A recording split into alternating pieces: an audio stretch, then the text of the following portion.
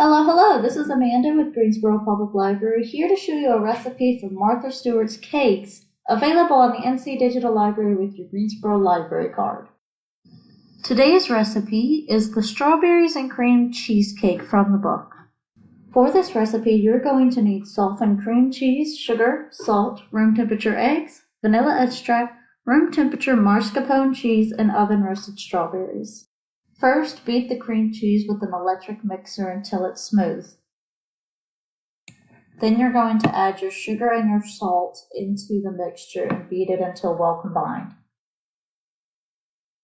Now we are going to add the eggs one at a time, making sure to mix well after each addition.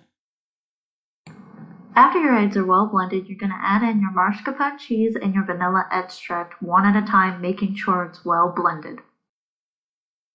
Now that all our ingredients are combined, just go over it a couple more times with the hand mixer to smooth it out. The strawberry base layer of the cheesecake, you're going to take your roasted berries, already mashed, and add in 5 cups of the cream cheese mixture we just made. Using your spatula, fold the berries into the mixture, making sure not to overmix. Now we are going to take our already made graham cracker crust and wrap the exterior of the springform pan with a double layer of foil. Pour your strawberry cream cheese mixture over the prepped crust and smooth with an offset spatula to the edges of the springform pan. Carefully spoon the dollops of plain cream cheese mixture that we set aside on top of the strawberry cream cheese mixture, smoothing it with the spatula. This creates a 2-layer effect. Now we are going to set the springform pan with our cream cheese mixture in a large roasting pan. Carefully pour boiling water into the roasting pan until it reaches halfway up the sides of the springform pan.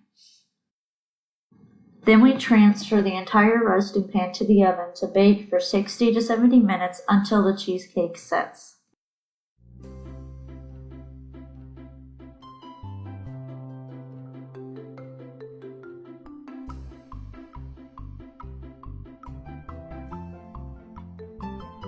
Remove springform pan from water bath. Transfer springform pan to a wire rack and remove the foil. Let it cool completely on the rack before refrigerating for at least 4 hours up to overnight. Gently remove the springform pan sides, top with your favorite toppers, and it's ready to serve. Thank you for joining me, and see you next time with Cooking with the NC Digital Library. Have a great day!